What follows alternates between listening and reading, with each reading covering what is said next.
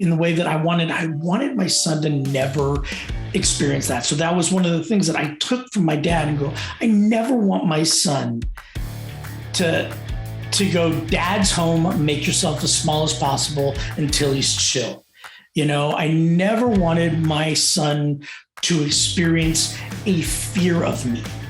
I think that a lot of us confuse fear with respect.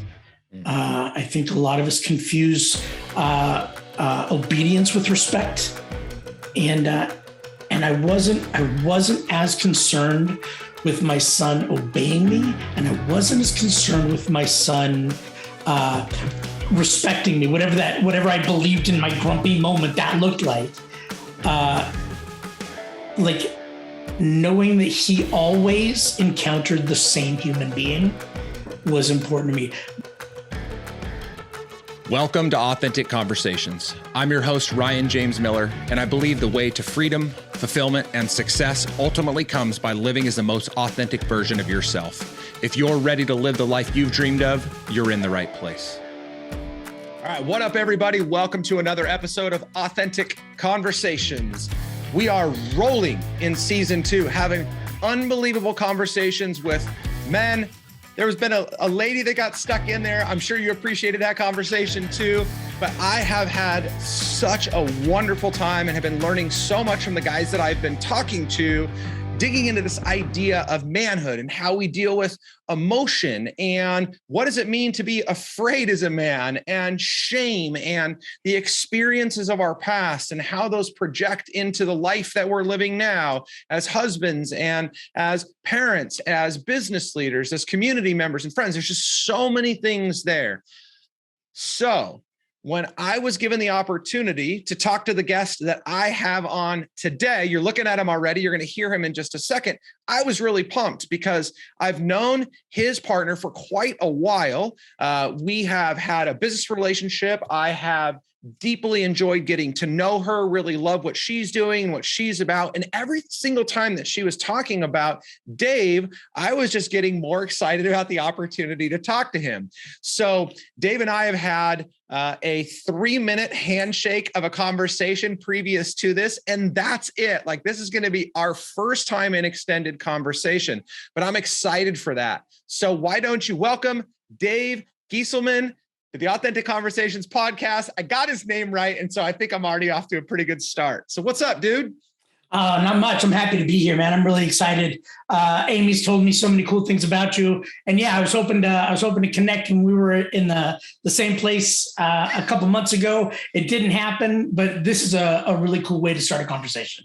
Yeah, we might as well just go live for everyone else to listen to what we're going to talk about, right? I'm into it. Well, and what better way to talk about manhood? What a better way to talk about masculinity than to kick it. Like, you don't know much about me. I don't know much about you. And what a better way to watch two evolved men like have this conversation. And who knows where we're going to not see eye to eye and get to watch how we respond to that when we don't. Yeah, no, I love it. I think it's so good. Okay, so before we get into all things about you, one of the things that I have liked to ask most of the guests in this season is, how would you define manhood? Like, what does manhood mean to you? Oh, you know what? It's what a cool question. What a cool way to cool question. So, for me, manhood really is about how I live into my own understanding of my masculinity. Meaning, and I'm gonna throw out a huge, kind of disclaimer here. Like, I am a cis straight white man, and that is the only experience that I have. And what I don't want to do more than anything is discount anybody else's experience of being man or feeling masculine or feeling male or anything else. So this is my experience, and I honor like all experiences of masculinity. And so it's really important that I come out and say that. So for me as my understanding of masculinity, of manhood is as a leader and a teacher. We get into a lot of cultural kind of situations where we're supposed to be protectors, and we're supposed to be, providers, and we're supposed to be a lot of these different things that sort of our culture has pivoted away from. And men are in an interesting time right now, when for a lot of us, our partners are the majority breadwinner. And so how do we show up in our masculine, in our manhood, when sort of the old typical like points, like the check boxes of what manhood is supposed to look like are no longer present. And for me, to provide consistency, to provide emotional safety, and to provide a space in which my children and my partner can continue to evolve and can continue to fail safely, is what I believe. I describe that as a parent. Our job as a parent is to provide an ever widening perimeter around our children in which they can fail safely. And I think that it's kind of the best definition of manhood as well, to provide an ever widening perimeter around our family, our partners, our friends, our brothers, our sisters, in which they are safe to explore whoever they are around us. Yeah, it's good. No, it's good.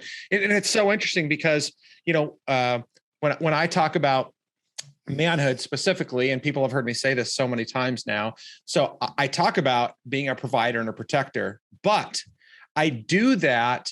My definition of those terms is quite different in a lot of sense than what many would say. So particularly, and because you went to the provider side of things, I think it's so important. And I really liked what you said. For too long, there was this overemphasis that a provider meant I was the financial provider, I was the breadwinner for the household, and things like Mr. Mom and Tom Hanks were mocked, and it was just very distorted because it was very narrow. And what I really see today is this opportunity, or this idea of providing, is far greater than that. Like, money is such a small component to what we can contribute. And we would agree with that in every other area. But all of a sudden, when it comes to manhood, it's like provider means I'm the one that makes most of the money. It's like, well, as a matter of fact, I see you having a greater opportunity to provide your time to the people that care the most about you and that you care the most about. But we almost discount that. And so there's just so much of it. And I like that you said, you're providing this space for people to fail. Like, I love that. And I think those are things that have just been forgotten about, or destroyed, or never even considered, because society has been so narrow-minded around what it means to be a man. Right. And so what do we provide? When we talk about those old things, initially, the provider put food on the table because they hunted it, right? Then they put food on the table because they purchased it. And so we look at what providing has meant, and we no longer need to put food on the table. There's food on the table, right? Like, in the poorest among us, there's food on the table. Yep. Right. And not to say that there isn't, food poverty and that stuff doesn't exist, but for the overwhelming majority of us, there's food on the table. Yeah. And so getting to have the conversation about what providing means, like, what is it we are providing? And when we put food on the table, we were providing the ability for our families to grow. We were providing the ability for our children to be well nourished, to be healthy. We're providing the ability for our partners to be healthy. And I think that's still the job. Yeah. We've taken, food and shelter off of those lists because they really kind of no longer apply. But to recognize oneself as a provider and go, okay, so absent food and shelter. I mean, yes, I do my part around the house and everything else, but absent financial or financial support, what is it that a provider provides when that is no longer that's no longer like the hallmark of what a provider is? Yeah, it's good. That's so good. Okay, so tell me a little bit about. I'm interested to hear kind of your experience growing up and how you were led as a boy, a young man into adulthood, where you started to capture some of these ideas for what has shaped your vision for your role in society today and your role in the context of even your own family. So, like I came from a middle-class white family in a suburb. We grew up in, right near Pasadena. And my father is probably the greatest man that I've ever met. He had a greater capacity for love and expression and understanding than any man I've ever met. My father, flawed as he was an absolute like perfect example of what masculinity was. He in the best of his flawed ways loved my flawed mom, right? They were high school sweethearts. And we're about to celebrate 50 years of marriage when he unexpectedly passed a couple of years ago. When I was growing up, he was handy around the house, and he provided just a sense of consistency. He was nothing if not consistent. I didn't always like what he was consistent about. But you could count on it. And I think if there's one thing that I have taken from him, because there are a few things that as I grew, I decided that I wasn't on board with. But if there's one thing I've taken from him, it was that consistency. It was the one thing I made sure to give to my son, who just turned 18 a few days ago. Wow. Was that if it comes out of your father's mouth, you can take it to the bank. Whether that's good information or bad information, if it's something good, if I told you it's going to happen, it's going to happen, whether you want it to happen or not. Right. And that's the one thing that I've always given my son, because I'm flawed, and I've stumbled through my own life in the best way that I can. Mm-hmm. And the one thing that has always been important to me is that if it comes out of your father's mouth, it's written in stone. It is the truth. It is the truth, and unless the situation changes, then it's not subject to negotiation or change. How have you been able to keep yourself on guardrails with that? Because I feel like. And I hear you saying, I really appreciate the fact that, I'm not perfect. I'm a flawed human being. Because I have a 19-year-old and a 12-year-old, two daughters. And, it's easy to want to just put some pain on them for some of the, for some of the things that happen. You get really frustrated, and you want to put something on them that maybe you shouldn't, but you do because, it's in the moment, or maybe they catch you at a bad time. And so you react in a way that you shouldn't. So how are you trying to, or how are you staying as consistent as possible in upholding that standard? Because it's a pretty high standard to hold to, which is my word is gold. Obviously I tightened that up a bit, but so how have you done that? It's been a trick, and I've done it imperfectly. I've done it to the best of my ability. And what that means is that, I've said a lot of things in anger in my life. I have never said anything in anger that I didn't mean. Right? Like you get so angry that the filter comes down. And so being able to be consistently clear about my thoughts and about my intentions around how I want to raise my son, my journey of self-presence began long before my son arrived. And knowing very clearly how I wanted, like what I wanted my son's experience of me to be, was very clear. And I never, my dad worked 60 hours a week, 50 weeks a year. He came home, he was grumpy. He had 4 kids, he came through the door and he was a grumpy, he's a boomer, man. And, and he came home grumpy. He worked at a job that sometimes he liked and sometimes he didn't. He worked for NASA for 50 years, and did some really incredible things, but he came home grumpy sometimes and said some things and wasn't available to me or my brothers or sister in the way that I wanted. I wanted my son to never experience that. So that was one of the things that I took from my dad and go, I never want my son to go, dad's home, make yourself as small as possible until he's chill. I never wanted my son to experience a fear of me.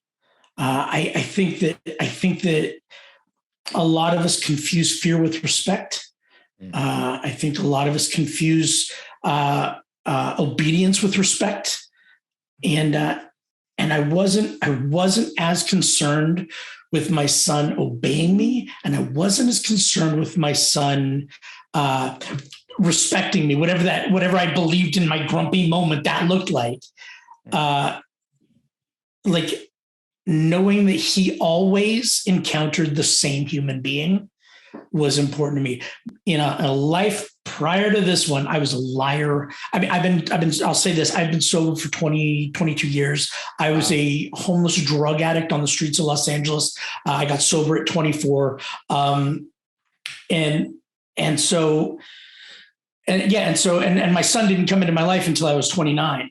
And so I had 5 years to really go, how do I want to show up in this world?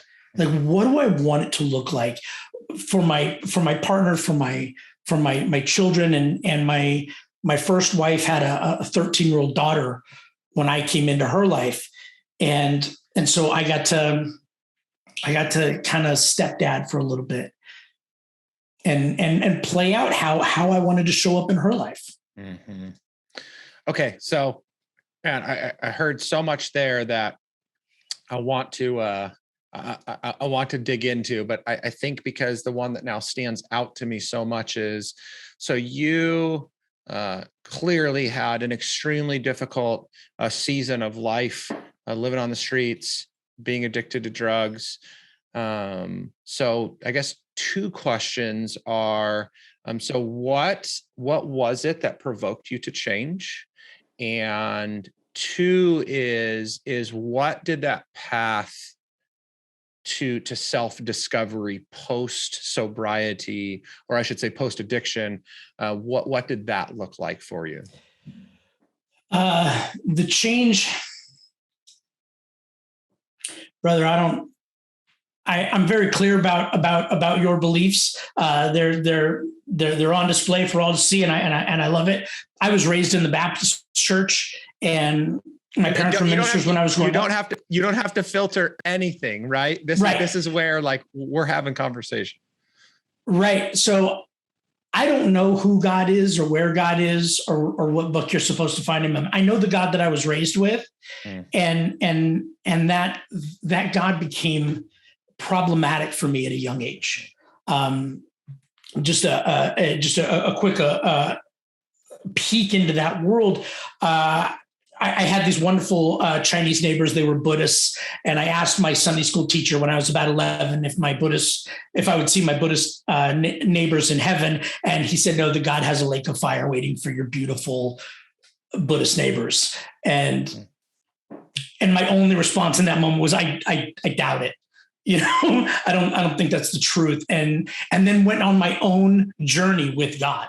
And so at that point, and so I will say this, I was living on the streets. I was homeless. I was drug addicted. I was alcoholic.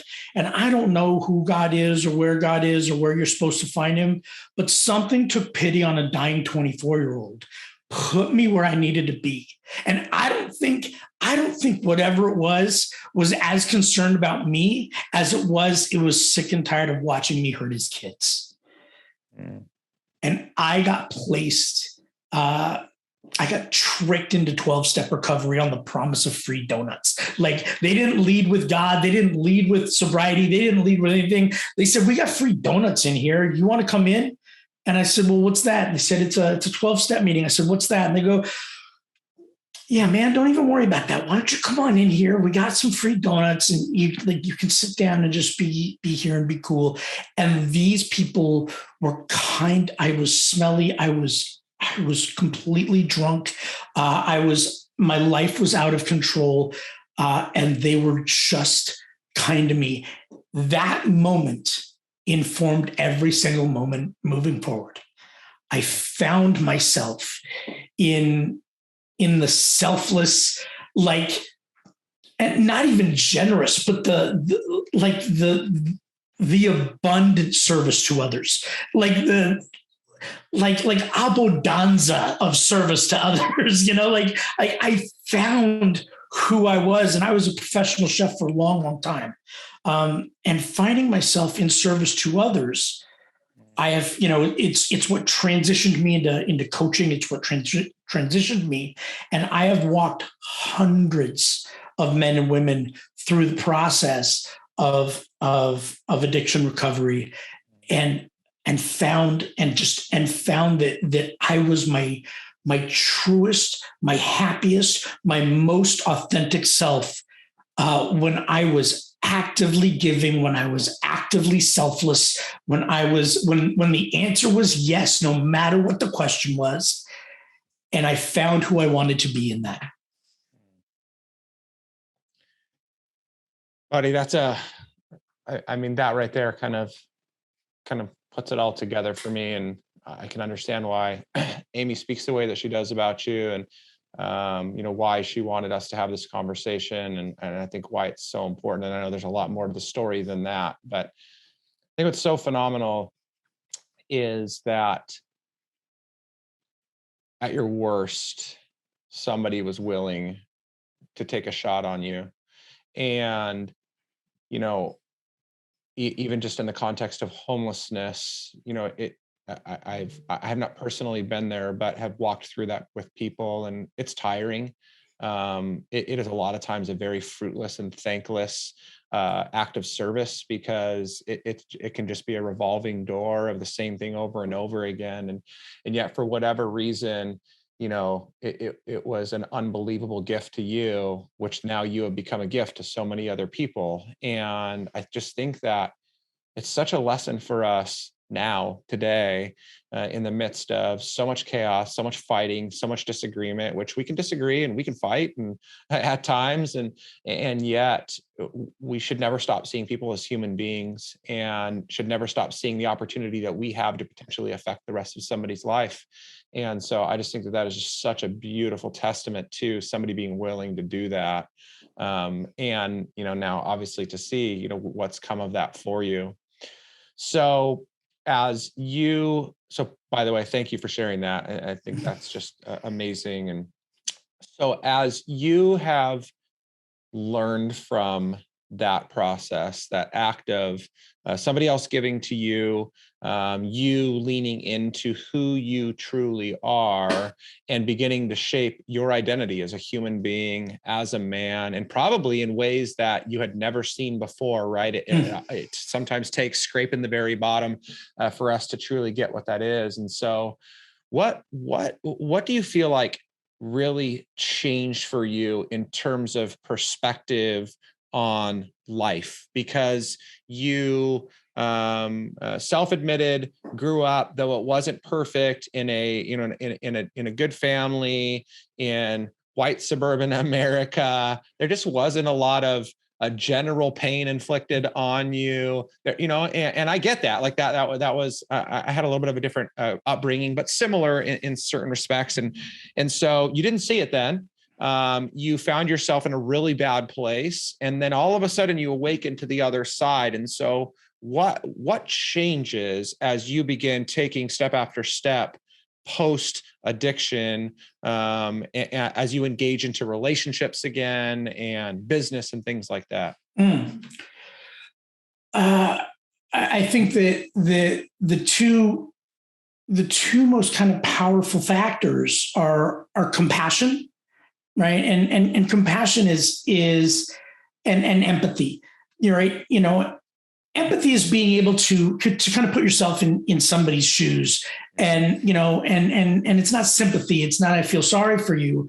But empathy is I can see where that would be difficult, and compassion shows up when we can't see that. Compassion shows up when I have no idea what your experience, like I have no context for that experience. I think there's nothing in my life that would even that I could draw on to experience empathy. And so what I have is compassion. What I have is one of the things that I work with very strongly is if I don't believe that absolutely everybody is doing the best they can with what they have in this moment, because we're all what we possess in any given moment is different, right? The tools we have to work with in any given moment changes from moment to moment. But if I don't believe that absolutely everyone is doing the best they can with what they have in this moment, then I'm not doing the best I can with what I have in this moment.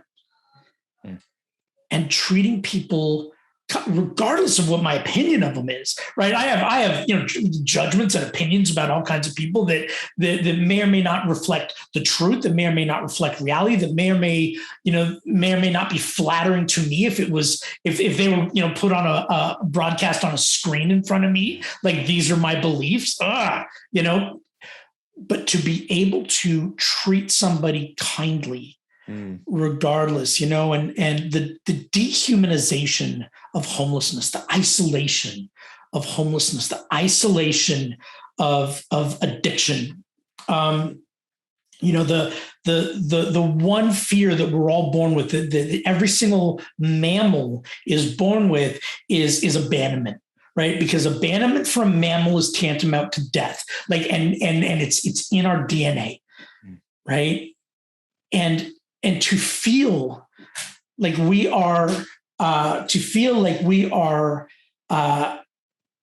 separated from our fellows. We're separated from care. We're separated from love. We're separated from our brothers, our sisters, whatever God you believe in, and to feel so separated from that.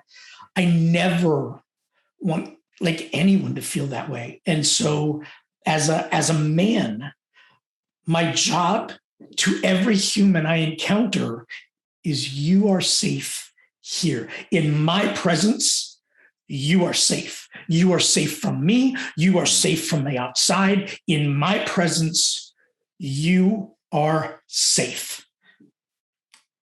And that informs everything moving forward. So powerful. And I love that, in the 15 episodes or so far this season, in the 150 some odd that I've done now at this point, I don't think that I've ever really talked about compassion to that degree. Again, I think that we're all going to have a slight, maybe difference of opinion on how that works itself out. But what I really appreciate about you, Dave, is there's such a consistency in your belief, and then in how you act as the result of that.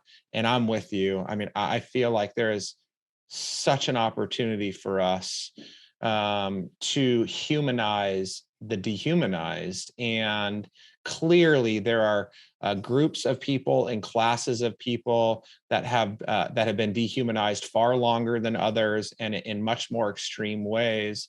But it even brings just to the relevance of today, because some people are going to hear this and say to themselves, well, I don't have that kind of experience, or that's not around me, or whatever. And I feel like, bringing it to a very simple topic of, the political landscape of today. And I think it is so easy to, even though we would never ascribe it to this, to dehumanize our fellow brothers and sisters as the result of a difference of political opinion or political tribalism. And again, we wouldn't say that, but it's the way that we act, right? We would project things onto them, either by things that we say or things that we do, treating them as less than a full human being because they think differently than we do. And again, as men, and going back to what you were talking about earlier in being a leader, this is our opportunity to stand up and use the voice that we have been given, to use the identity that has been given to us, and to lead in a way that's going to create positive change in this world, instead of just sitting back and watching things crumble. And sometimes in the toxicity of manhood and masculinity, piling on that dehumanization for the sake of being part of the stronger tribe. Right. One of the things, and this was about probably 16 years ago now, there was a moment in my life, and I don't even remember the catalyst for it, but there was a moment in my life where I decided that I would never again participate. That like the running verbal battle that men have with other men, that running, cutting each other down. Like there's always like throwing darts at each other, and they go, well, that's just how guys, I decided that I would never tear down one of my brothers ever again. Never. You will never hear me tear one of my brothers down. Like not in jest, not just taking the piss out of them, like whatever the dumb things that we do. Amy laughs at me because I will compliment a man like in a millisecond. Like, look at this handsome guy coming down, coming down the street. Like I call my brothers handsome, and I do it loudly. I do it, I hug them. I praise them. I talk about how great they are as fathers and as my brothers and what they do in their lives. I will never cut another man down. And that, in terms of, you mentioned, the toxic masculinity, and that's a great conversation that needs to be had on both sides, because I've heard lots of conversations about it. I've taken part in lots of conversations about this concept of toxic masculinity, and I think it's a great conversation. But I think when we begin with I will never tear down my brothers, and what happens when I stop tearing down my brothers, I stop tearing down my sisters. When I stop tearing down my brothers, they stop tearing down their brothers. And they stop tearing down their sisters, and we stop. It's not a pie, right? There's enough love. There's enough abundance. There's enough joy. There's enough, whatever. There's enough sex. There's enough money. There's enough whatever it is that you are focused on. It's not a pie. There's enough. And when we can share with each other and go, brother, we're not in competition.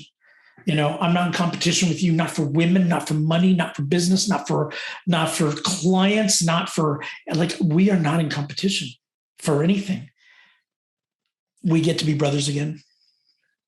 You're bringing the fire, man. I mean, again, whoever's listening to this right now needs to rewind about 7 minutes and go back and listen to that whole thing again, because we see this play itself out all the time, right? The destruction of one another for the sake of fun.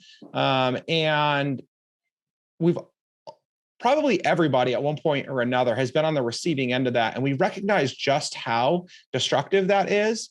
And then what's worse is because we think we're tough men, we don't express our feelings around how hurt we've been by another man. And so then we do one of two things. We either continue to harbor that will end up internally eating at us and just destroy us from the inside out, or, and I don't even know which one is worse, or we lash out in anger, in rage, in hatred, which is the negative side of the fight or flight that kicks in. And then we end up harming other people as a result of us being harmed. And so it is so destructive. And as much as I want to be on the side of the guys that are being hurt and to educate them and encourage them to deal with those things, and I do, I think what you're saying is the place that it starts, which is like, be man enough to shut your freaking mouth and to stop participating in that garbage, because it's not helping anybody. And as a matter of fact, it's destroying everybody, including you. Right. Because where's the first thing we go with it? Where's the first, like when guys are doing that back and forth, what's the first thing we do is we're going to feminize a man, right? We're going to remove his masculinity from him. Right. And so my first question is, so if I remove your masculinity, you're less? Is that because femininity is less? Is femininity less than me? Right. And so I need to look at the deep beliefs of what I'm actually doing. Like, what are my true beliefs when I think that if I want to hurt a man, I remove I cut off a slice of his masculinity. You're less of a man than me. You're more feminine. We feminize men, and that's how we hurt them, as though there was something wrong with the feminine, as though there was something wrong with men who were less masculine, as though there was something wrong with women, as though there was something wrong with being gay, as though there was something wrong with all of these things. Right. And we do it because we go, I need to protect everything that I view myself as, and I need to put this on a pedestal, because if I don't, I'm going to find out that there's a piece of me that's worth less. Right. I'm going to find out that I'm carrying something that makes me unlovable, and I have to be bigger. I have to be stronger. I have to be the idealized version of what it is to be a man. And if I can't, then what I need to do is I need to start chipping away at you. Yeah, it's good. Well, and I say it a little bit differently, but I think that we're saying fairly the same thing, which is my struggle is, while I definitely believe there is a set of characteristics that and traits that is it defines a male, defines a female, or would make up more of that. What I say too is a lot of times, especially when you were talking about being compassionate, right? Like, that's a perfect one. So some people would be like, man, like, women are compassionate, like guys don't go there. And so it's like, are you expressing your feminine side there? And I say, okay, maybe. Or maybe the other side of it is, we have ill-defined what it means to be a man, right? Because what if men are supposed, and not what if, like, I will come out and say, men should be compassionate too. And we may express that differently, but we should be empathetic. It's okay for men to cry. It's not okay because maybe some men cry like girls. No, men can cry too. And that's a masculine trait. And like, all of these traits that we assign, like, well, that's not masculine, that's this. I'm like, maybe you're wrong. And so I have such a problem with, I do have some tight lines around certain things as it relates to men and women, and that's fine. And other people don't, and that's fine. But as it relates to this idea, it's like, there are a lot of things that make up who we are. It's not just men are these 5 things and women are these 5 things. And if you cross that line, then that woman is way too manly and that guy is way too woman. Like, it's crazy. Right. But even in the crying is a great example, because, I want to be strong, right? I want to be strong. I want to be brave. I want to be courageous. What is stronger, braver, or more courageous than the willingness to be vulnerable? Right. What is stronger than that? Nothing. Okay. Because you're not strong behind armor, right? You're not strong sitting behind, like I just had this conversation the other day. It's phenomenal. It's easy to have faith when everything's looking awesome. Mm. If there's not adversity, can you actually call it faith? Right? Like, it's easy to have faith when there's $80,000 in the bank. It's real easy to have faith when there's 80,000. It's easy to project faith. It's easy to, when there's 80 grand in the bank, faith comes easy, right? What about when you're on a string of strikeouts that not only you can't even see the beginning of, because they've stretched so far, but you don't know where it's going to end. Right? What happens? Like, is it? I personally don't believe that it's faith unless there's adversity. And so in the same sort of model, I don't believe that you're strong unless there is a vulnerability about you. I don't believe you get to call yourself strong unless you're willing to be vulnerable. I don't think you get to call yourself brave and strong and all these things if you are not placing yourself in a position where courage is required. Yeah, it's so damn good. Gosh.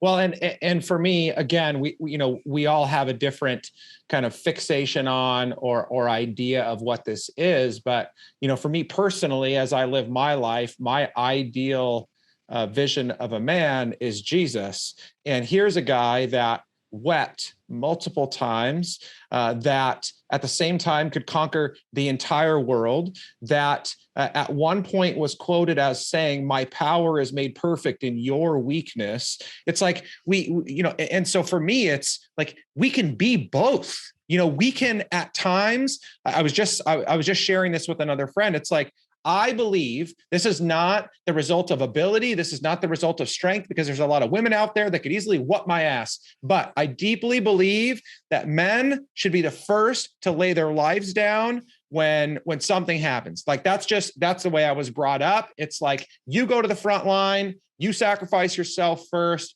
like, lay it out there. Like, I want to see that happen. I want to see men put themselves forward. So that's, to me, the true definition of what it means to demonstrate strength, like the actual physical presence of strength. It's not buffness. It's like, I don't care what shape or size, that's the strength. At the same time, I want to see men leading the charge and being brokenhearted and crying and curling up in a ball and not knowing what to do with themselves, because as they look out into the world, it's so broken and they cannot figure out how to positively affect change. Like, I want to see it all. And I feel like men need to do a better job of spanning across both sides of that, instead of compartmentalizing themselves to just one thing or another. And again, it doesn't mean that we're all going to equally express all of those.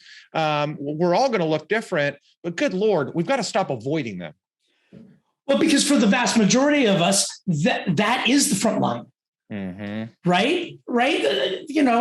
What tiny percentage of us are soldiers? Even more than that, what tiny percentages are these high speed operators that we like to pretend we are, right? Because Navy SEALs and Army Rangers make up a tiny percentage of the military, which makes up a tiny percentage of the United States population, which makes up a tiny percentage of the world. So really, if we're looking at soldiers who are willing to, as you say, lay it down, right, in defense of what you believe, in defense of that which you hold dear.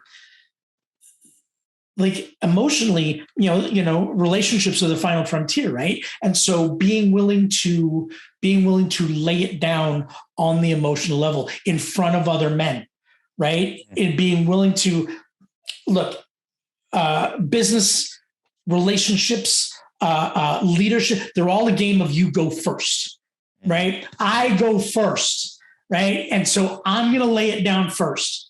I'm going to step forward, because what if I want to protect something, if I want to hold it dear, then I must be willing to be vulnerable. Just like a soldier runs toward the enemy with a gun. Right. And so if I want to protect what I hold dear, my relationships, my friends, my business, my whatever, I go first, which means, and my business is relationships. I don't know about yours, but my business is relationships. Right. Yep. When I was a chef, my business was relationships. Right. And because if I had crap relationships with my sous chefs, when I had crap relationships with my vendors, when I had crap relationships with my servers, I had terrible relationships with customers, which means I went out of business. My business is relationships. And now as a coach, nothing's changed. My business is relationships. And so when I want to lay it down for what I hold dear, right? It looks like being emotionally vulnerable. It looks like saying I was wrong. It looks like asking somebody else's opinion before I open my mouth. Simon Sinek says this. He goes, if you really want to know the opinions of the people around you, ask all of them first and be the last one to speak. Because if you state your opinion and then go, this is what I think, and then you ask everybody in your business what they think, they're going to echo your opinion. That's good. If you ask everybody in the room and be the last, look, you don't have to take all of their advice and you don't have to adopt all of their opinions. But the minute you start with yours, you poison the well. It's good. It's so good. Okay. So there's so many things that I think I could go on and on about, but I want to be time sensitive for those that are listening. But before I officially land, there is this question now that is like burning inside of me. And I have some assumptions, but I don't know the answer to. Okay. So most people would say, okay, Dave is like a man's man. And he's dropping all these fire bombs on like what it means to be a man and how we can do a better job, how we can cover all of our bases in relationships and in business and in leadership. And so when he says he's a coach, and so he must be out there coaching all these men on how to do this. And there's a secret. Or not so much of a secret. And it's the fact that Dave primarily coaches women. And so what the heck? I mean, like, it seems like that's what's wild to me. Like it's a great market. It's a great business to be in. I get it, but it's like, here you are talking about serving this whole area of society, and you're in the opposite one. So I gotta hear, like, what drug you into that or pulled you into that, and what are you doing there? So I began my coaching business.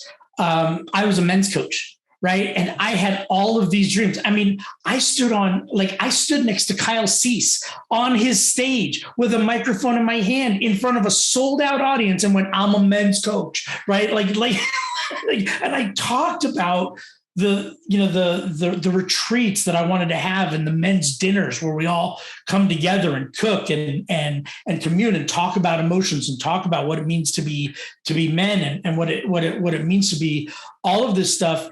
And I had moderate success, right? And then I had a seven-figure earning CEO in New York give me a call one day and said, I know you're a men's coach. I want you to coach me. At which point I'm like, this is what it costs. And she's like, yeah, cool. I'm good with that. I've heard everything you've said. I like the way you present. I like the way you talk. I like the ideas that you, I want you to coach me and I'm willing to pay for that. Like, cool. And then another one, and then another one, and then another one. My most recent was a female COO of a $10 million event rentals company.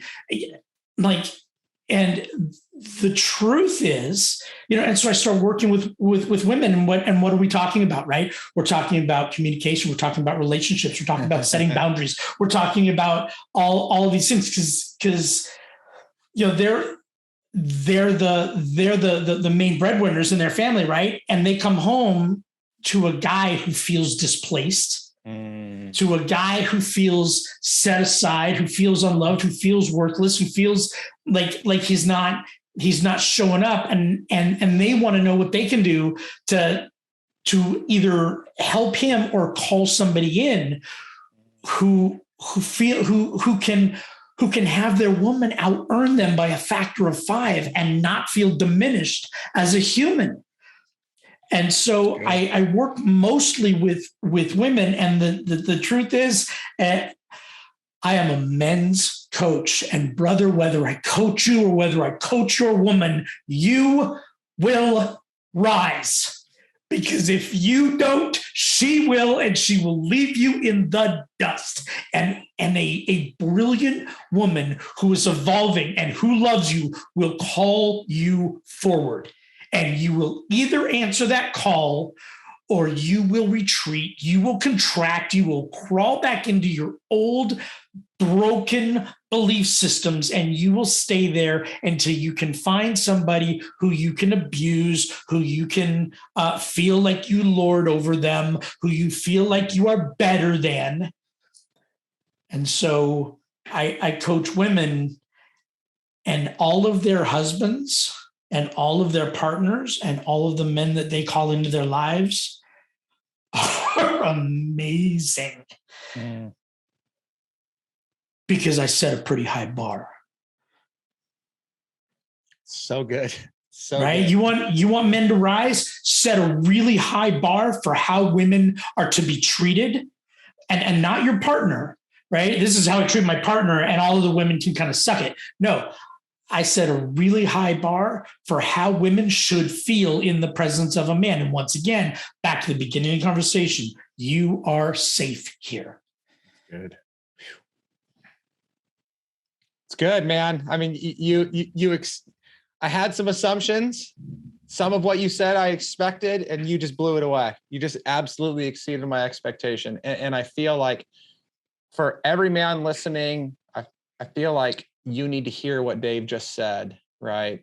You have an obligation, and if you don't step up to it, some other man is going to pull your woman up to the place where she recognizes that you're not doing it.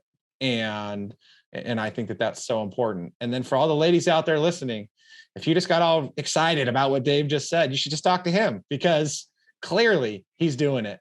And I think it's so important that, I mean, this is all part of it, right? We have an opportunity to live as the best version of the person that we've been created to live as. And I love that there's people, Dave, like you out there that are bringing people up to the place that they should be. It's phenomenal. So that partnership is so incredible. And I'm sure with your own partner, certainly you can see it with Amy and I. Both of us continue just to level up, and every time one of us levels up, we just call we call each other up, and so we're not even like rising and then calling to each other to meet us. You know, Amy will rise and then I'll rise. You know, and then we continue to call each other to evolve, right? So, and that's what a relationship looks like. Like that's what a dynamic relationship looks like. You know, if we're kind of both settled into where we are, that's great, but that means we're not growing. You can only coast downhill, right? Like, you know, and if you want to grow, and men, the best thing that I can wish upon you is the evolution of your partner, right? And women, the best thing that I can wish for you is the desire to evolve. If you have problems with your man, right? If you're not happy with the way he's showing up in the world, evolve, and he will either rise to meet you or he will slink away. And when he chooses one or the other, believe that that's who he is. That's good. All right. I'm leaving it on that. That was a really, really good mic drop to finish that conversation. So guys, I mean, listening today, if what you heard resonated, you have an opportunity, you really have a responsibility, men and women both, to do something about it. And so you can absolutely reach out to Dave. Make sure to put his contact information into the show notes. We will do that. You know where to find me if that's what you want to do. But Dave, again, thank you so much. You have to go now. Give Amy a big hug and a kiss for me, and tell her thank you so much for the introduction. I mean, you've lifted me up a whole lot and encouraged me in many different ways today. So thank you, man, so much. I really appreciate you. I love what you're doing. And now that I know a little bit more, now I can't wait to further get connected and just to deepen our relationship too. So thank you. I would absolutely love that. And thank you so much. Awesome.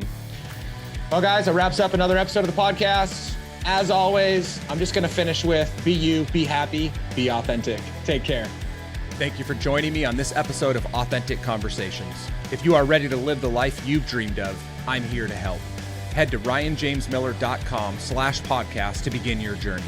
And if this episode impacted you in any way, pay it forward by sharing it with someone you know. I'm Ryan James Miller, and I'll see you next time on Authentic Conversations.